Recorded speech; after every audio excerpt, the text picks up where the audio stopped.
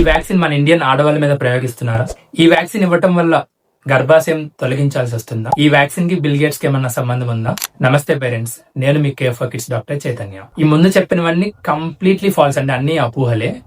HPV vaccine అనేది చాలా safe. Recent గా 3 months బ్యాక్ ICMR వాళ్ళు ఒక డేటాని పబ్లిష్ చేశారు. దీని ప్రకారం మన India south east Asian reason కింద వస్తుంది.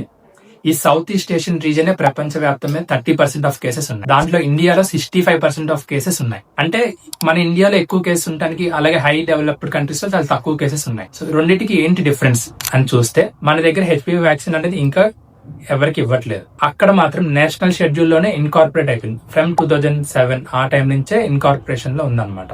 సో అందుకనే అక్కడ ఇన్సిడెన్స్ చాలా తక్కువ ఉంది, ఇక్కడేమో ఎక్కువ ఉంది. అండ్ ఇంకొక పాయింట్ ఏంటంటే, సర్వైకల్ స్క్రీనింగ్ కూడా అక్కడ ఎవ్రీ 3 years ఒకసారి, 5 years ఒకసారి చేస్తారు. మన దగ్గర అది అందరూ చేయించుకోవట్లేదు. సో ఈ వ్యాక్సిన్ అనేది కంప్లీట్లీ సేఫ్, అందరూ తప్పకుండా వేసుకోవాలి. సర్వైకల్ క్యాన్సర్ ప్రివెంట్ చేయడానికి మనకి మెయిన్ గా 3 మార్గాలు ఉంటాయి. ఫస్ట్ ది హెచ్పివి వ్యాక్సిన్, అది most important. School age group లోనే మనం ఇచ్చేస్తే, before their marriage or anything, దానికంటే ముందే ఇచ్చేస్తే సర్వైకల్ క్యాన్సర్ ని ప్రివెంట్ చేయొచ్చు. And second, cervical cancer screening. From 30 years of life నుంచి సర్వైకల్ క్యాన్సర్ స్క్రీనింగ్ కూడా స్టార్ట్ చేసుకోవాలి. ఎవ్రీ 3 years ఒకసారి, 5 years ఒకసారి. అండ్ థర్డ్, మిస్ఇన్ఫర్మేషన్ ఉండకూడదు. ప్రాపర్ ఇన్ఫర్మేషన్ తో మనం దీన్ని ప్రివెంట్ చేయొచ్చు. నేను జస్ట్ ఫర్ ఇన్ఫర్మేషన్ చెప్తున్నాను. మా అమ్మకి, అత్తమ్మకి ఇద్దరికి సర్వైకల్ క్యాన్సర్ స్క్రీనింగ్ చేయించాను. And my wife is also vaccinated.